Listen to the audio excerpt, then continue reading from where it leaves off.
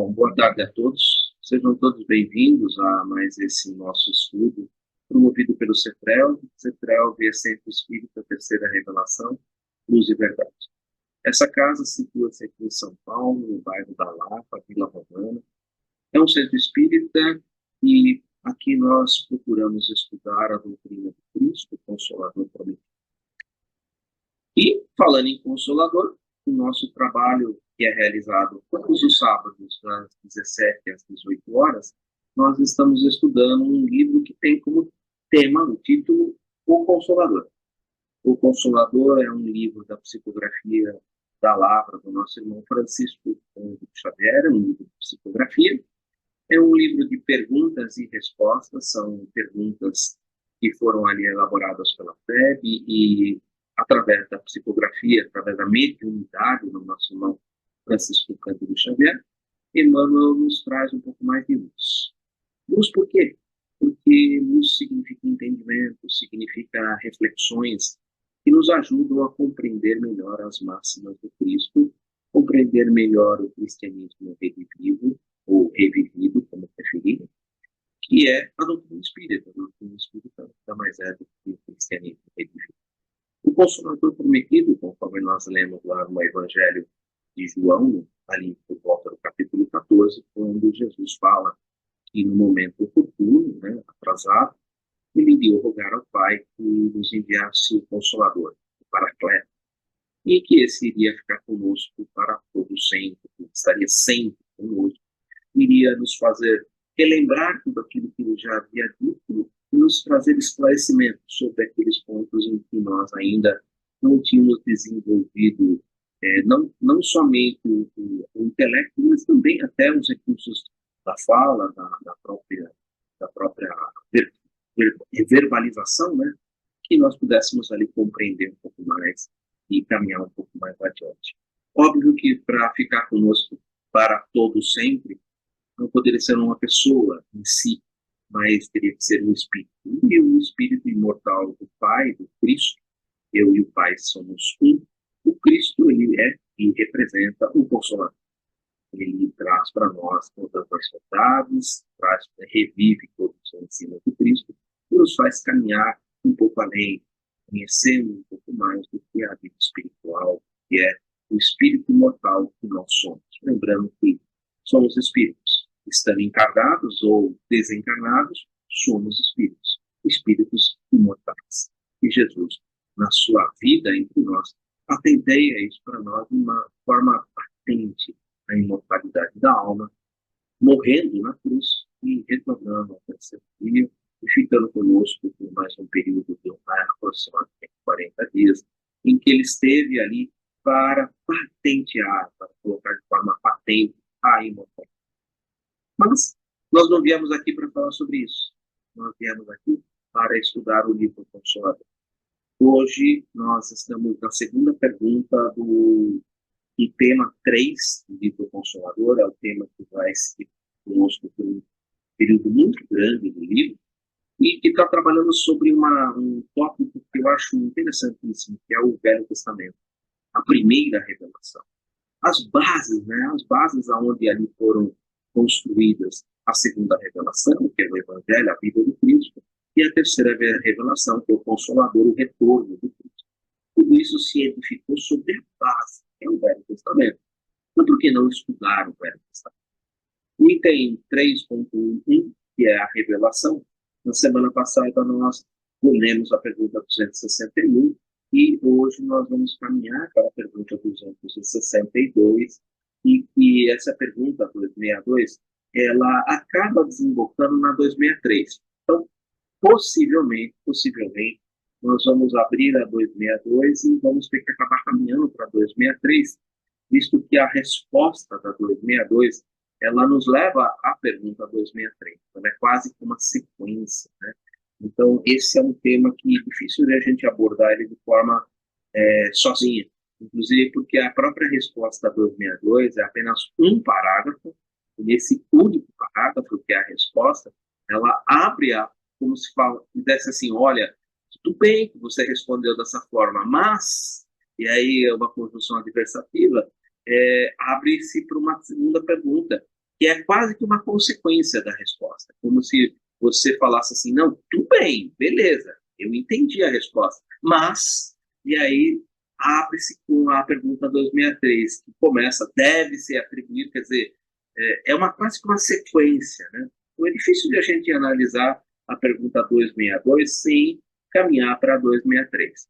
Mas a gente vai tentar fazer esse esforço inicialmente na 262, e havendo tempo, né, nós fazemos o estudo por um período de 1 hora, a gente pode até abrir para 263. Mas antes disso tudo, vamos agradecer a espiritualidade minha amiga, ao mentor do nosso grupo, aos nossos mentores individuais, a Deus Todo-Poderoso e a Jesus por essa oportunidade de estarmos aqui reunidos nessa tarde de sábado, estudando e procurando colocar em prática, né, colocando em prática, né, os ensinos do Cristo em nossas vidas. E assim, todos nós mergulhados no austo divino, fluido cósmico universal, que nos permite, estando aqui ou estando em qualquer lugar, mergulhados nesse fluido cósmico, estabelecer ali uma sintonia, estabelecer ali uma corrente de pensamentos. E nessa corrente de pensamentos temos ali a inspiração dos nossos irmãos espirituais que nos acompanham, a inspiração daqueles que junto conosco aqui estão aprendendo e que ali nessa corrente mental acabam depositando ali as suas dúvidas, que muitas vezes acabam refletindo nas nossas dúvidas também.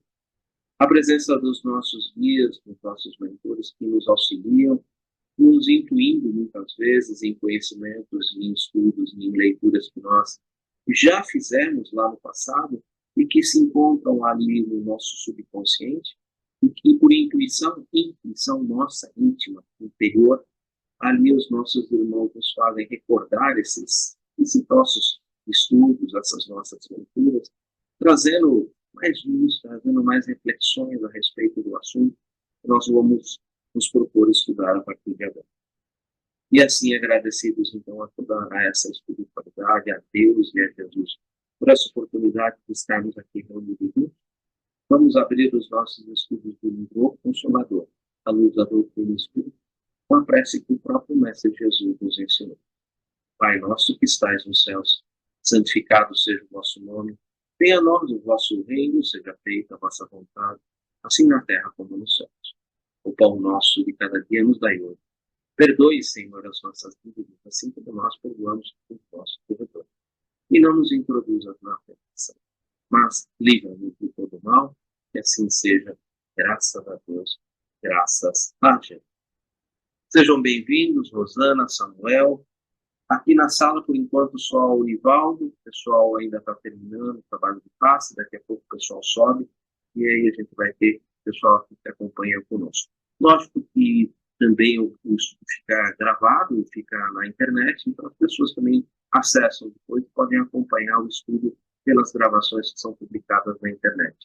Peço desculpas, às vezes eu demoro 2 semanas para publicar, às vezes a semana é um pouco mais apertada, e a gente tem que, de alguma maneira, evitar o começo, pelo menos no final, né, a fim de que a gente fique com um conteúdo mais regrado à própria pergunta, aquilo que nós nos colocamos a conversar, e, logicamente, às vezes as conversas levam a coisas que são, às vezes, pessoais, né, nesse âmbito, e às vezes que é algo pessoal, no que fica na internet, normalmente ali eu edito, né, e deixo apenas o conteúdo, que é um conteúdo mais universalista, preservando também a intimidade das pessoas. As pessoas colocam, que estão aqui presentes, ou mesmo pela internet, colocam algumas coisas que são, às vezes, muito pessoais, e essas, quando são mais pessoais, eu edito e deixo mais universalista, né, um resultado mais universalista, a fim de preservar também, né, um bom estudo, um bom entendimento,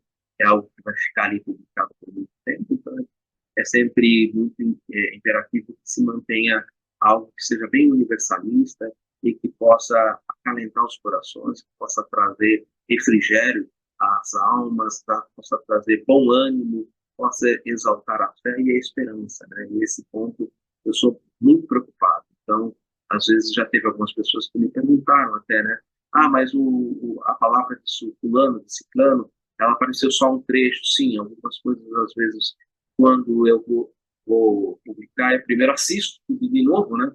E alguns pontos que eu acho que não estão assim tão dentro do que a gente gostaria desse conteúdo universalista, desse conteúdo de exaltação da fé, da esperança, e um conteúdo que possa realmente enriquecer corações, que possa realmente ser importante, né, na reflexão geral, e em alguns pontos realmente eu evito. Então, eu queria deixar aqui isso colocado, porque eu vi que há algumas pessoas que colocam isso, né, e é verdade, sim, eu retiro às vezes alguns pontos que eu acho interessante e fique um conteúdo mais universalista. Mas agradeço a todas as colocações, a tudo aquilo que as pessoas trazem, não só aqui os que estão presentes, mas vocês pela internet, muito importante essa participação, isso é de suma importância, tá, gente? Então, quem puder participar, por favor, participe, traga sempre alguma coisa que possa exaltar o entendimento, a reflexão, que possa trazer refrigério no coração, que possa trazer uma exaltação à fé. Isso é de suma importância. Muito obrigado por tudo que vocês têm feito por esse nosso trabalho. Fechado esse nosso ponto, gostaria então agora de abrir a leitura da pergunta de hoje, lembrando que possivelmente a pergunta de hoje vai nos levar em consequência à próxima pergunta. Vou então ler a pergunta, vou ler a resposta, vou ser honesto para vocês, vou estar com vocês aprendendo. Essa semana eu não fiz textos, né? Às vezes eu faço alguns textos, essa semana não tem texto, eu vou fazer a reflexão da pergunta com a resposta e conto com a ajuda de vocês, com todos que estão aí pela internet e do pessoal aqui que está na sala com a gente. Vamos compartilhar.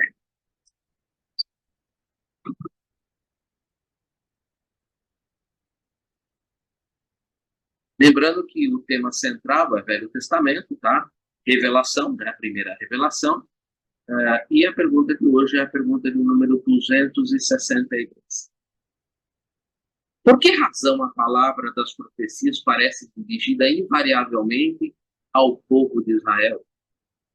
Por que razão a palavra das profecias parece dirigida invariavelmente ao povo de Israel?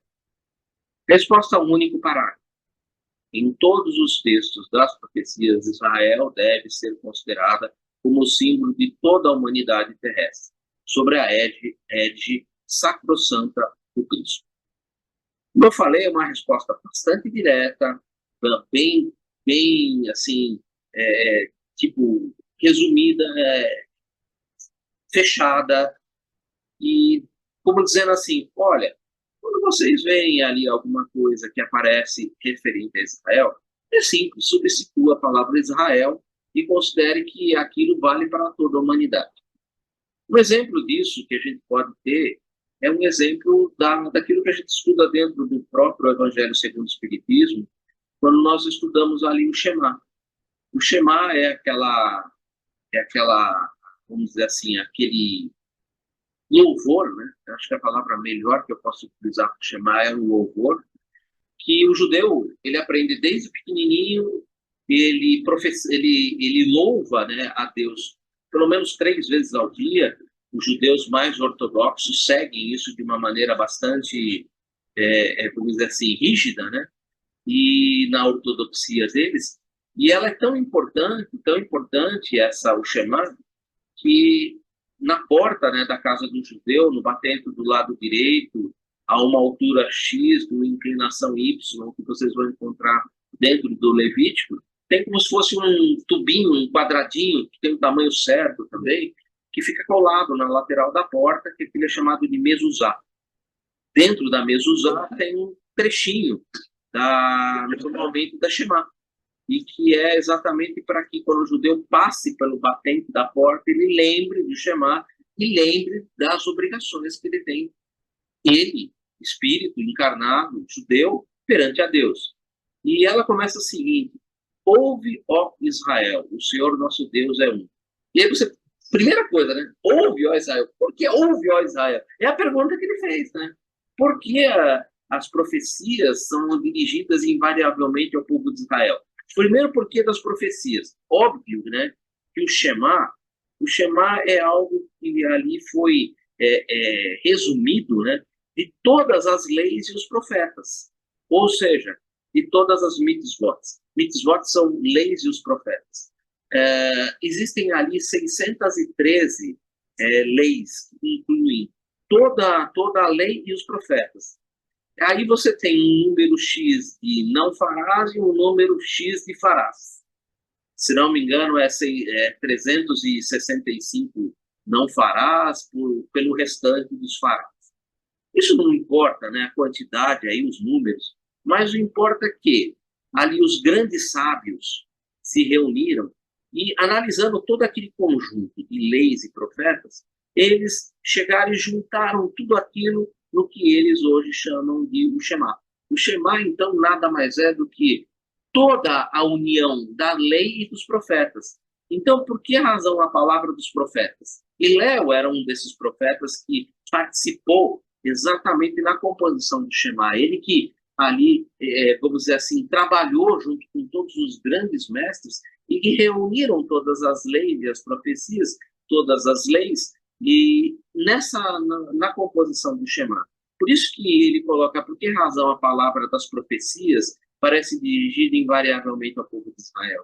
Ela está muito ligada ao Shema. Não que Israel não apareça só no Shema, aparece em praticamente todo o Velho Testamento, porque é justamente ao povo de Israel que foi ali, vamos dizer, entregue a semente, né, a semente básica, né? Algumas pessoas, e aí eu não queria entrar na 263, porque a 263 vai falar sobre isso, né?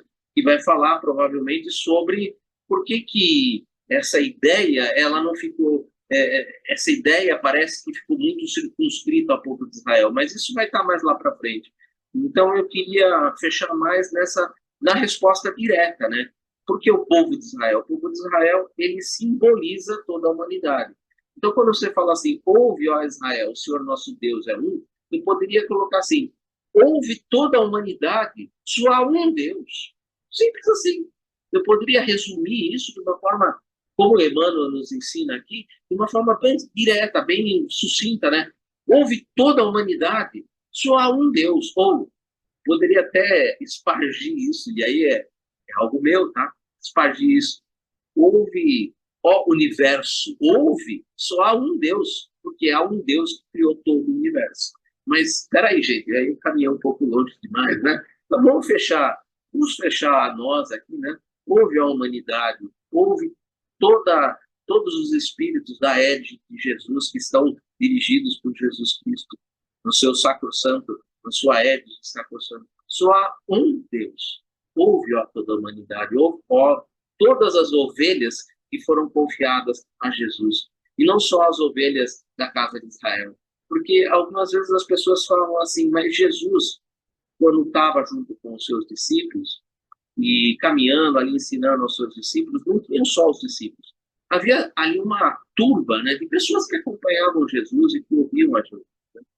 E uma mulher cananeia que acompanhava Jesus, cananeia, quer dizer, a qual ainda a primeira revelação não tinha sido ainda a ela apresentada, o gentil, o povo gentil, né, os gentios, né, cananeus, filisteus, romanos, gregos, todos eles eram povos gentílicos, né, que não tinham um contato direto com a primeira revelação, com o Deus único, né.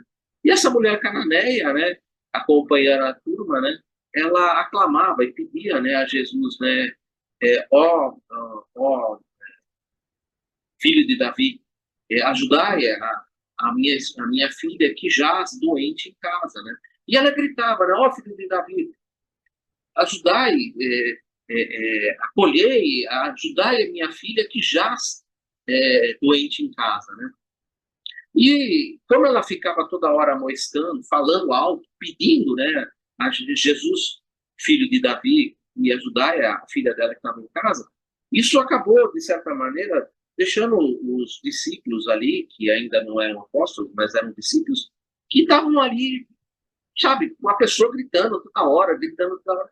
E elas foram falar com Jesus, né? Olha, a gente pode botar ela para fora, colocar ela para fora, porque ela fica gritando, ela fica te pedindo, ela fica te implorando, né? E Jesus falou para eles: não, não, deixai que eu mesmo vou fazer isso.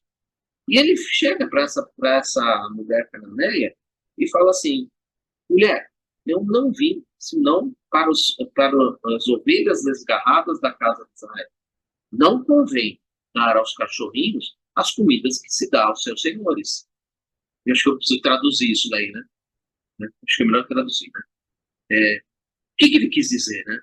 Ele chegou para ela, né? Mulher, primeira coisa, mulher é como se falasse para ela, como a gente tratasse hoje de uma maneira cordial, né? Senhora, né? Ou seja, era um termo polido da época para tratar como uma pessoa do sexo feminino e que você gostaria de tratar com zelo, com carinho. Então, mulher, eu não vim senão para as ovelhas desgarradas de Israel. O que ele quis dizer para ela? Olha, você é fenícia, você não recebeu ainda a primeira revelação, você ainda não tem a lei, você ainda não tem as profetas, você não tem ainda um Deus único, você ainda está seguindo aquilo que você conhece. Eu vim para esses daqui que sabem, receberam a lei, mas não estão cumprindo, estão fazendo diferente, estão fazendo de forma errada. Então eu vim para essas ovelhas desgarradas da casa de Israel, da humanidade, que estão dentro de um grupo que compõe a humanidade, dentro de um grupo que compõe a humanidade, e que já tem a lei e que não estão seguindo, que não estão fazendo, que estão fazendo de forma diferente. A você ainda, você não é esperado o que é esperado deles. Então não se convém dar comida nos cachorrinhos, né? Cachorrinhos era a forma gentil que eles tinham de tratar os povos menores, os gentios, né? Então, era uma forma comum da época, né? Por isso que a gente precisa entender o contexto, por isso que a gente precisa entender as expressões idiomáticas que eram comuns na época, né? Esses povos menores eram chamados de os cachorrinhos, aqueles que ainda estão vivendo dos instintos, né? E aos seus senhores. Os senhores, quem representa os senhores? Aqueles que já tinham recebido a primeira revelação e que não estavam colocando em prática, que estavam fazendo diferente. E ela responde para ele de uma maneira tão assim bela, né? Porque ele fala assim: eu não vim em busca daquilo que você está dando para eles, mas eu me contento com as migalhas que caem das mesas deles, né? Eu já alterei aqui um pouco, né? Porque a resposta, na verdade, né? Ele diz para ela, né? Eu não estou, não quero a comida dos senhores, mas eu me contento com o que cai das mesas deles, ou seja, com as migalhas. Ou seja, eu não estou me preocupando muito com o que eles estão ali e que eles precisam fazer, mas eu entendi a tua mensagem e eu quero a tua mensagem, aquilo que eu posso compreender. Naquilo que eu posso compreender, eu já quero colocar em prática, eu quero viver isso daí. E ele fala, né, mulher, grande é a tua fé, vai que tua filha está curada.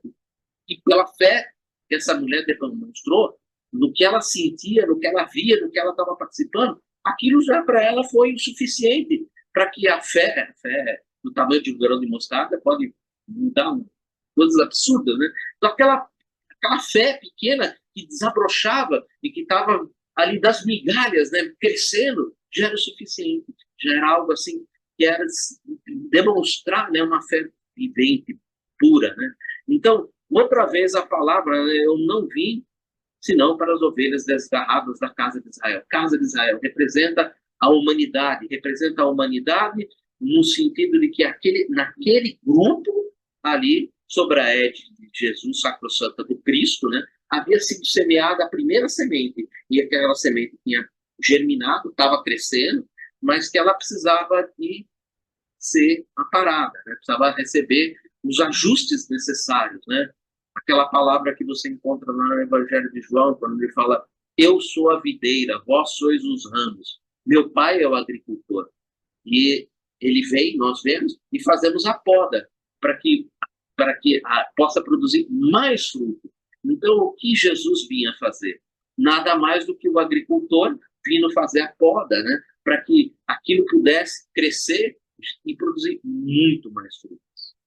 Eu acabei caindo fora um pouco do tema, né? Mas a ideia do Israel, ela está remetida exatamente a esse sentido da humanidade. Então, quando você lê a Shema, ouve, ó Israel, o Senhor nosso Deus é um, ouve, ó humanidade, só temos um Deus. Amarás ao Senhor teu Deus, com todo o teu coração, com toda a tua alma e com todos os teus mundos, ou com todos os teus entendimentos, como você preferir aí, tanto faz. E amarás ao teu próximo como a si mesmo. E aí ele continua. E aí estão contidas toda a lei nos profetas. toda a lei e os profetas estão incluídas na Shema. Por isso que o Shema ele é estudado no capítulo 15 do Evangelho segundo o Espiritismo, fora da caridade e da nossa salvação. E o melhor exemplo da prática da Shema, em todo o seu conteúdo, amando a Deus de todo o coração, com toda a alma e com todos os teus muitos, ou com todo o teu entendimento, está contido na parábola do bom samaritano. De certa maneira, eu acho que eu até caminhei um pouco fora da estrutura, mas como eu falei, eu ia falar de acordo com o que eu me lembrava, de acordo com o que eu sinto, né, na resposta que Emmanuel deu.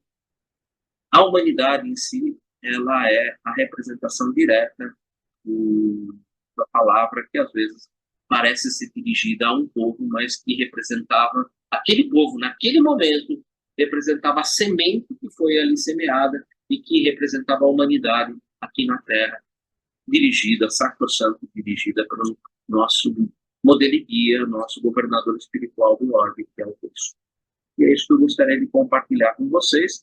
E queria saber quem pode trazer para nós mais um pouco de luz nisso, se a gente pode ainda refletir mais alguma coisa a respeito disso, porque se a gente puder refletir um pouco mais, eu acho até interessante, para a gente não avançar na 263, e eu sem querer eu ia acabar avançando na 263, porque a 263 vai exatamente falar sobre a ideia da semeadura, né? Dessa semeadura que eu, por enquanto, mantive restrita ao povo de Israel, mas ela não foi feita só no povo de Israel, ela tem uma semeadura muito mais ampla e foi realizada por todos os outros, vamos dizer assim, ministros do Cristo, né?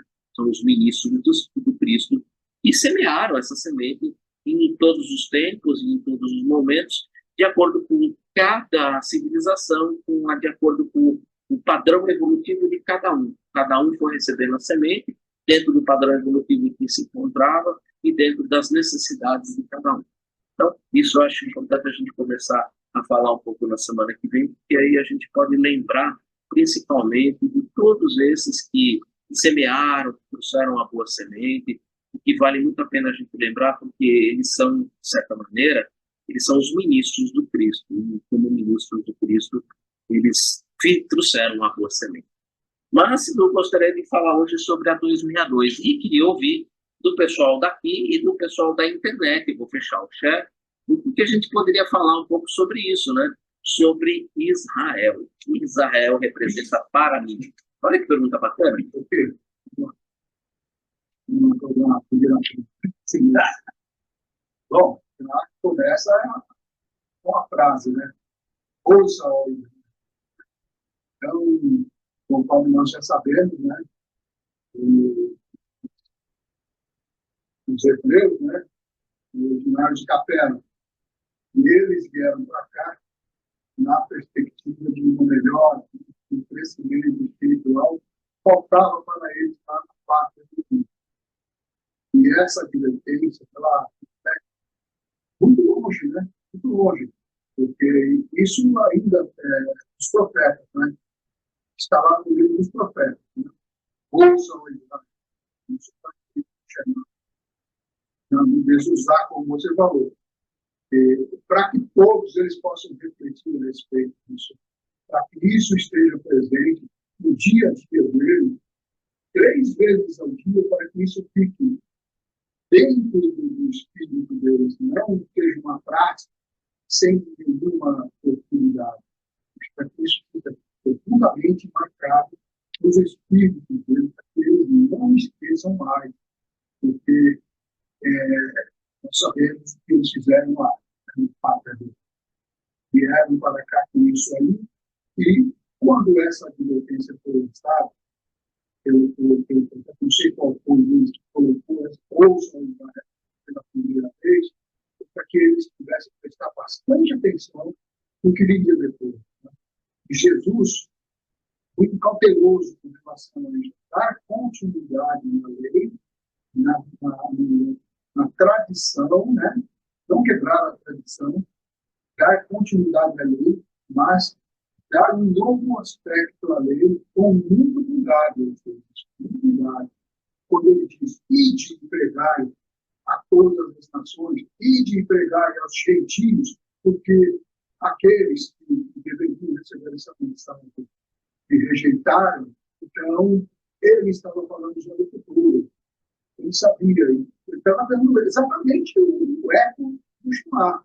Estava dando um eco do chamar. Dizendo, olha aí, eles estão esquecendo de cumprir com aquilo que vocês leem todos os dias. Eu acho que ele sabia que nem todo mundo lia isso todos os dias. Mas aqueles que conheciam a lei e que a praticavam, diziam que a praticavam, não cumpriam aquilo que falavam. E ele é a prova disso, né? Então fica isso. Agora que a gente vai avançar, senão vamos atravessar e vamos passar para outra, né? Mas com muita cautela eu digo que Jesus tinha consciência disso. Tanto é que ele não falou, ouça o Israel, ele falou, ouçam vocês, né? Falava para os discípulos, né? E eles eram judeus, né? E olhavam escandalizados para ele quando ele dizia alguma coisa que parecia contradizer o dia a dia da sociedade com relação à lei, mas que, na realidade, ele fazia questão de mostrar, olha, eu estou dizendo isso porque eles não estão cumprindo a lei. Eles falam para vocês fazer, mas eles não fazem. Então, o principal motivo que eu coloco foi justamente esse, né, que ele colocou na parede de todo mundo. Né? Todos os caras que vinham lá e falavam da lei, e ficavam provocando. E ele falou isso aí, né? E de entregar a todas as pessoas. E de entregar aos gentios em primeiro lugar. Porque aqueles que deveriam ter recebido a palavra não a quiseram. Então, aí, chamar foi um aviso há 1.200 anos atrás para ele. Muito mais, lá atrás, bem lá atrás. E eles pensaram, olha isso que aconteceu. Eles só esqueceram. E hoje eles continuam repetindo a lição. Repetindo, e repetindo, e repetindo. E continuam no erro. Continuam no erro. Porque eles não entenderam ainda. O Messias já veio. O Messias já trouxe a resposta para eles. O ouça ao Israel é do tamanho de um bonde, né? A gente pensar bem, né? A gente pensar bem, em termos da lei e da tradição. Né? Jesus não rompeu com ela em nenhum momento. Ele falava para aqueles que ele sabia que iriam cumprir com a vontade do Pai. Né? E nós estamos aqui falando disso nesse momento exatamente por isso, porque foi cumprida a parte da tradição e do aprendizado. A lição continua, e nós continuamos exercitando. Está bem viva para o ouçam de Israel, é para a humanidade mesmo. Ele fez questão de estender isso para toda a humanidade, quebrando com aquele círculo de preferência que os judeus tinham em relação à lei e seus costumes. Isso não é para vocês, só para vocês.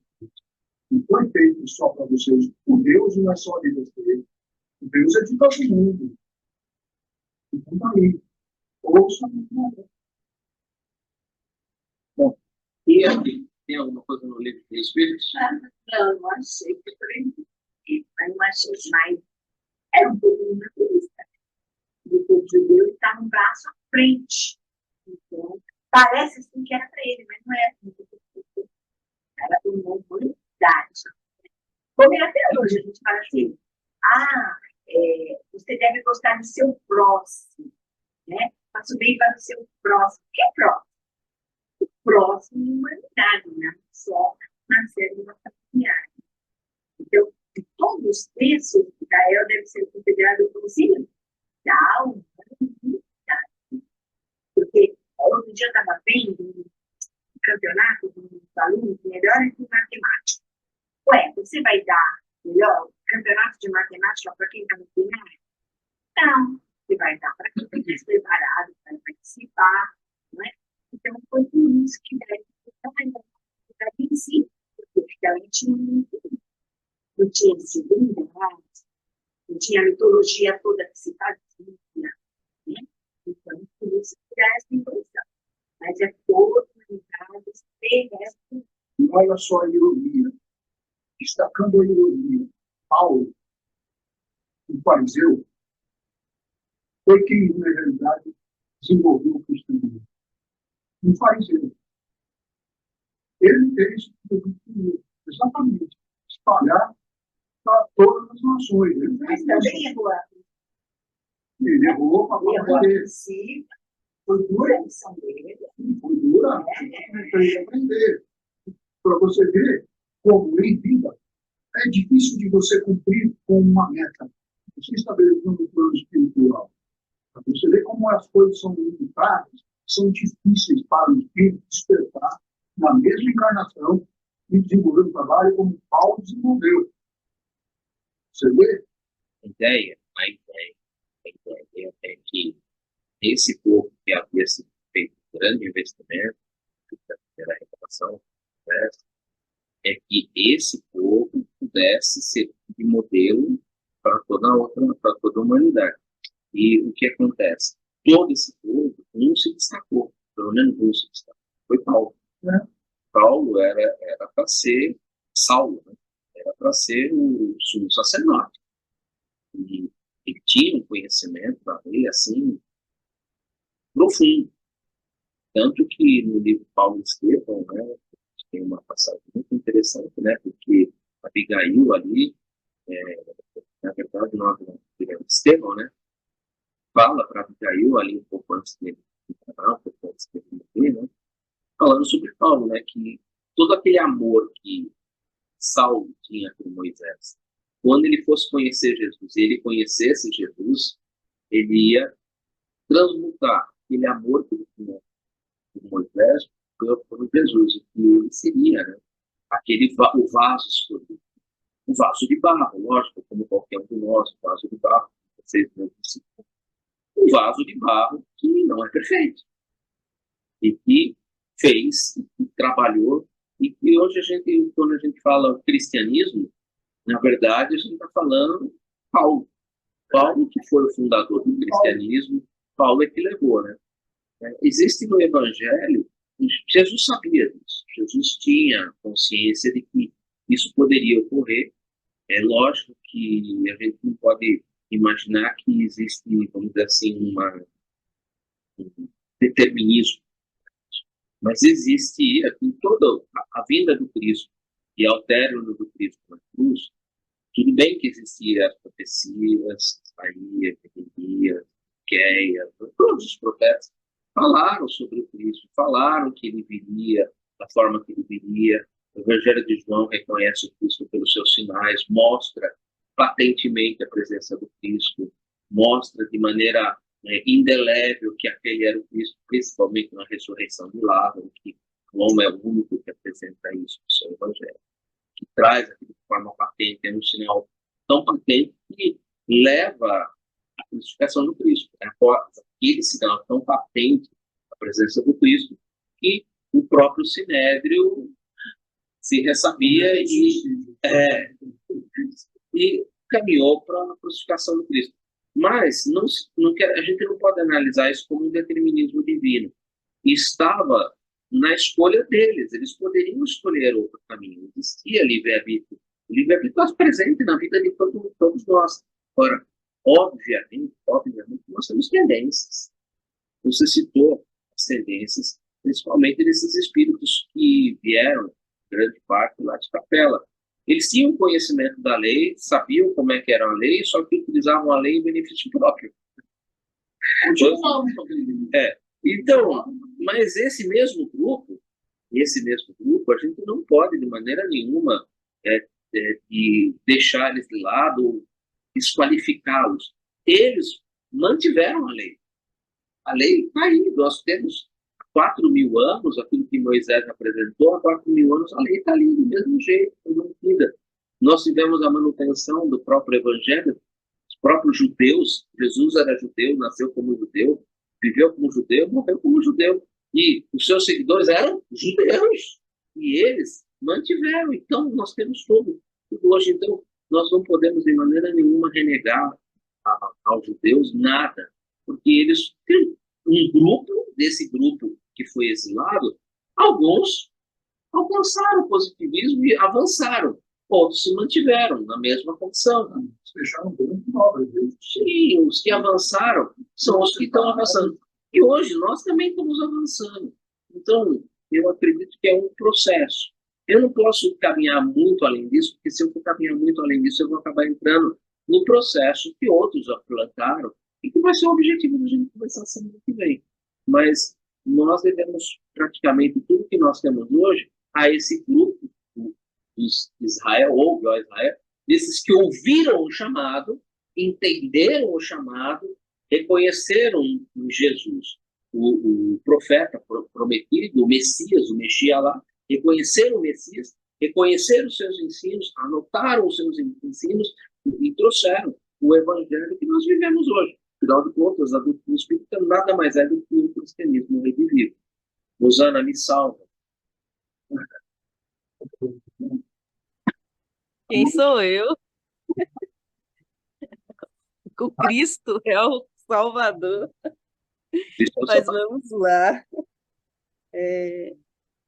Esse é um dos assuntos que mais rende, né? O significado de Israel. E me remete a uma das falas mais emblemáticas do Cristo. É onde que eu senti o peso da palavra Israel. Quando ele fala com o centurião que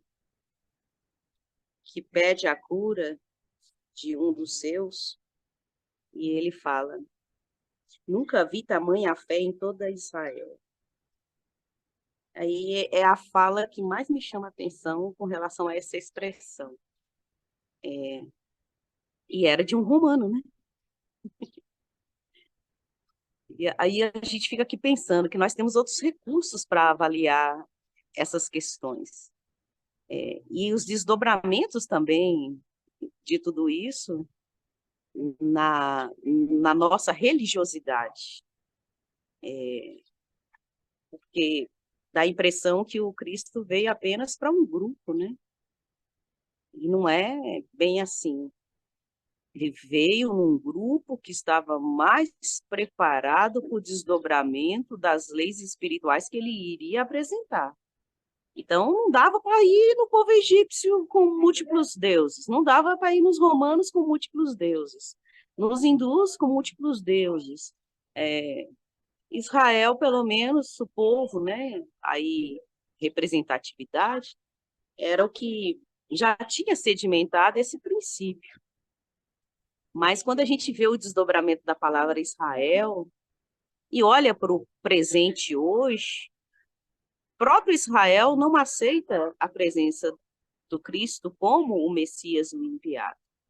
Por outro lado, a gente não pode deixar de considerar que o Cristo ele tinha que cumprir as profecias. Então, conforme para sedimentar que ele era ele, o aguardado mesmo. E isso também tem a ver. Quando a gente fala que isso tem repercussão até hoje na religiosidade, o que isso representa em desdobramentos? O povo judeu é um dos povos que é mais fechado, mais rígido nas relações, e hoje nós vemos pessoas que, vamos dizer assim, abraçaram o que o Cristo trouxe, mas ainda abraçando o que a tradição judaica trazia. O que a gente está querendo dizer com isso hoje? É muito forte na religiosidade ocidental, principalmente nos desdobramentos do judaísmo, do cristianismo, a minha igreja, meu Deus, o meu povo. E isso tem repercussão pelo entendimento nosso disso.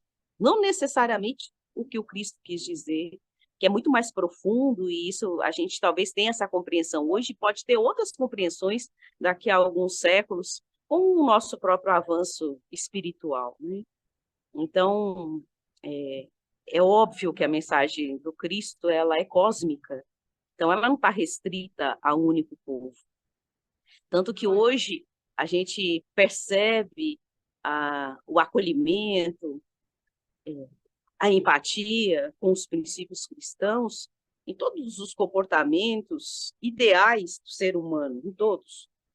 Então, por outro lado, ele, quando fala, ouça o Israel, olha, vocês já têm conhecimento suficiente para entender o que eu estou falando. Ele quis dizer isso em outras palavras.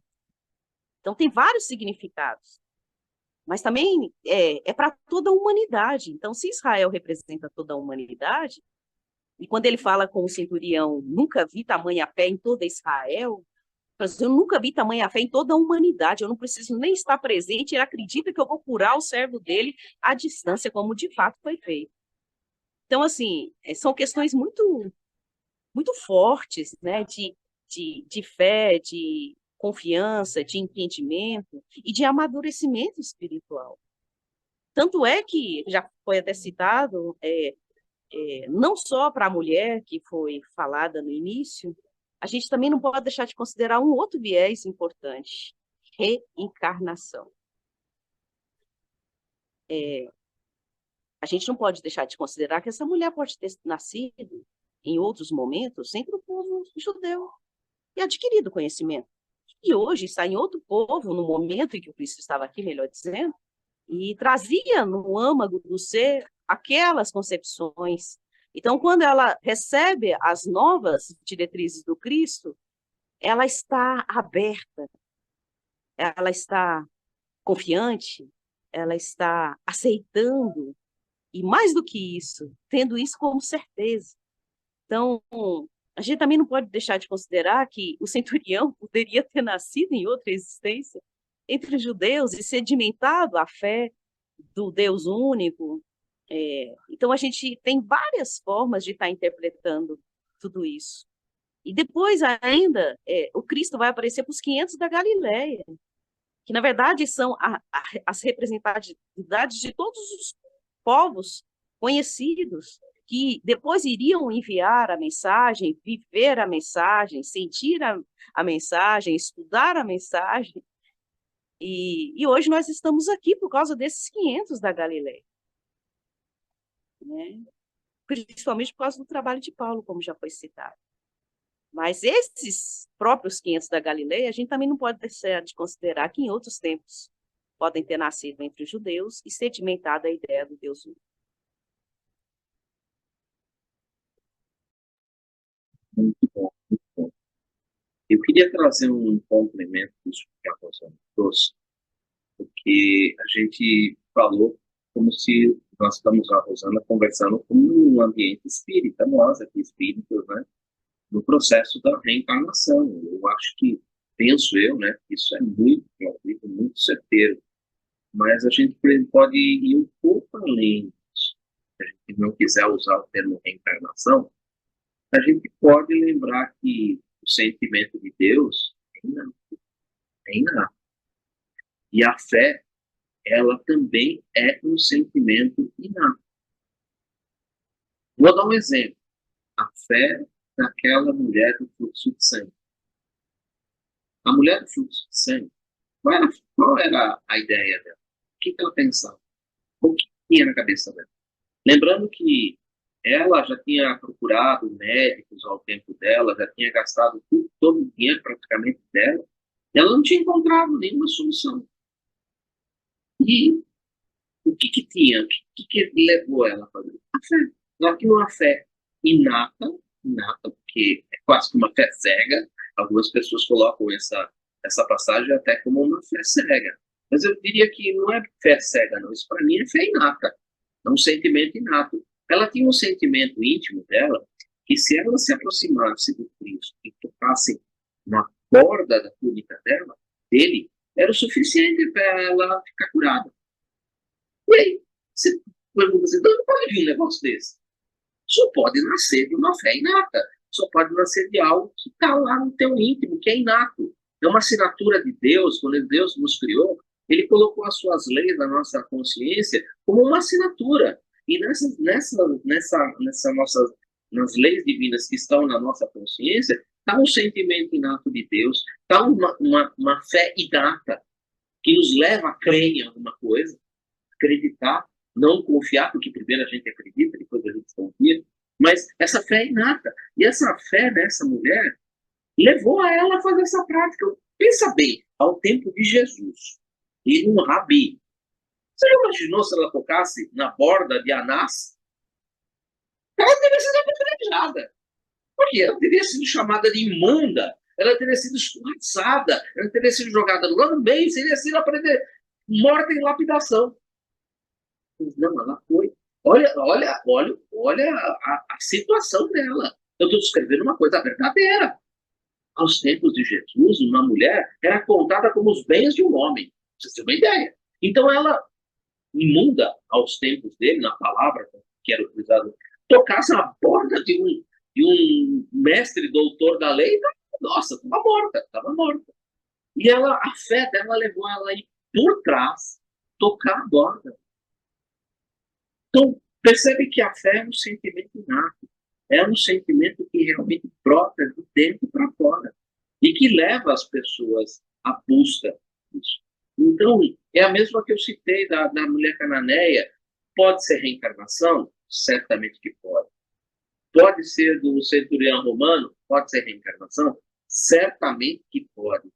Mas pode ser um sentimento inato, que brota no íntimo do ser, porque na Gênesis, quando a gente vê a Gênesis de Moisés, nem todos erraram. Aqueles tem alguns que não erraram. Então, peraí, alguns podem, aquele sentimento de data, assinatura de Deus, ter saltado de tal forma que eu tenho certeza que é isso. E vai em busca. Vai em busca. Eu queria trazer essa parte, porque às vezes as pessoas que nos escutam, às vezes estão em todas as religiões. O que importa é a fé, o que importa é a confiança no Deus, confiança em Deus. E isso é um sentimento inato. Rosana? A confiança é inabalável. Excelentes reflexões. Aí, apenas dizendo que a fé ela é construída ao longo da nossa jornada evolutiva. Então, é como se fosse um grãozinho de areia na praia da nossa evolução. Cada experiência de contato com o sagrado, com o divino, com o que é espiritual, a gente vai, vamos dizer assim, expandindo essa praia da nossa evolução. E eu estava lembrando aqui de dois espíritos fantásticos e que nasceram em berço romano. A mulher de Publius Lentulus, Lívia, uma fé que abraçou o cristianismo como se já conhecesse de outros tempos, e de fato né? Ela estava numa posição muito melhor que o Publius Lentulus do ponto de vista espiritual. E Joana de Cusa, que tinha um esposo extremamente tradicional, extremamente romano, vamos dizer assim.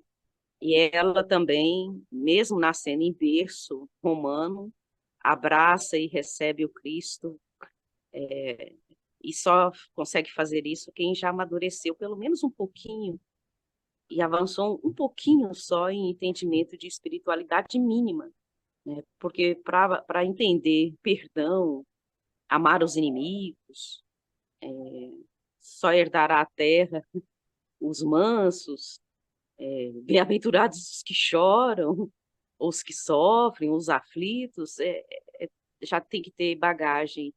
E interessante que elas nasceram em berço romano, justamente por causa dessa questão da nossa, do nosso ciclo da roda da vida em várias culturas, para chegar no mesmo ponto, a perfeição.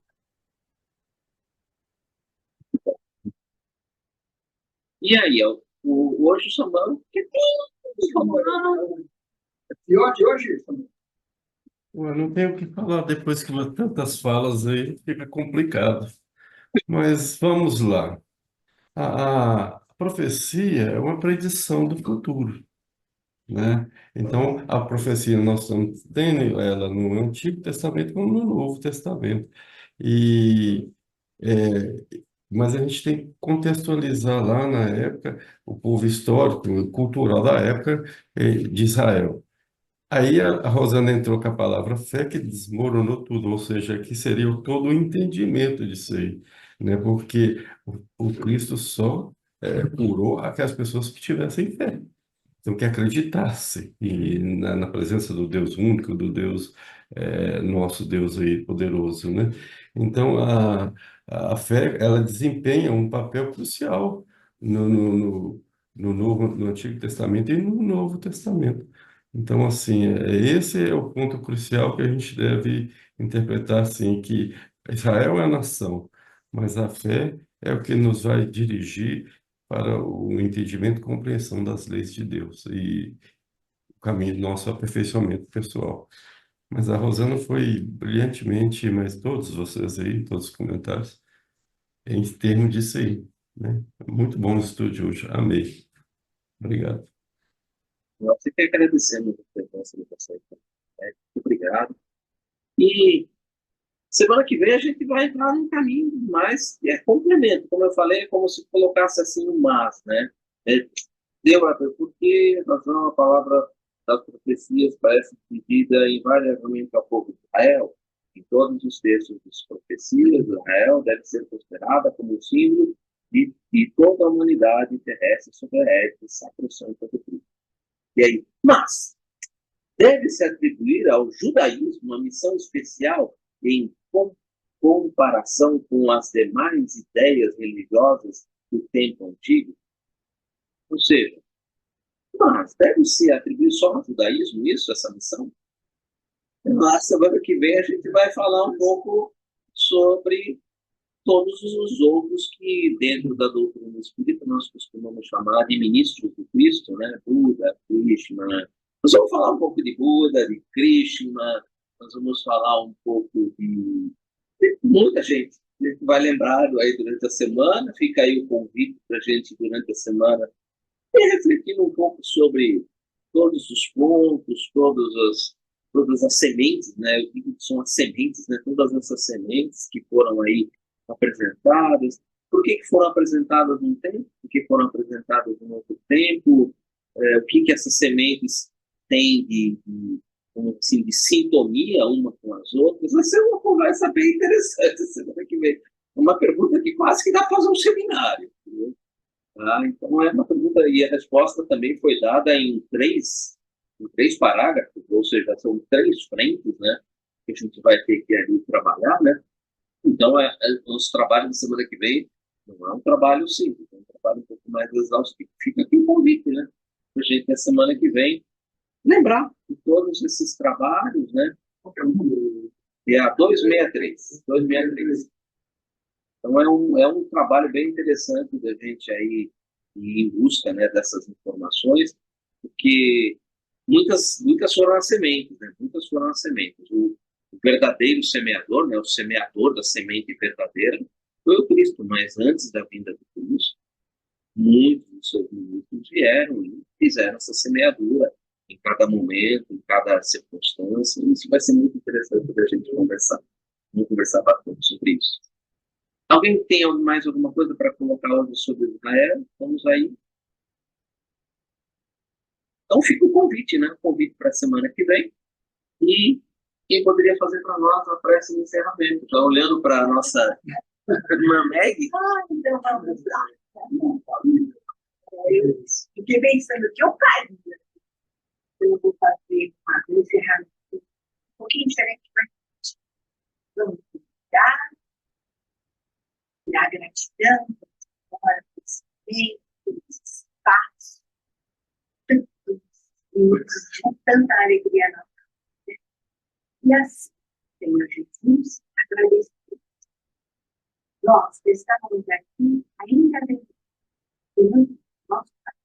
Então, neste momento, nos envolve com o teu amor, com saúde, com paz no coração e sede de conhecimento. Que nós possamos sentir que não estamos convivendo com vida. Estamos aprendendo tudo isso.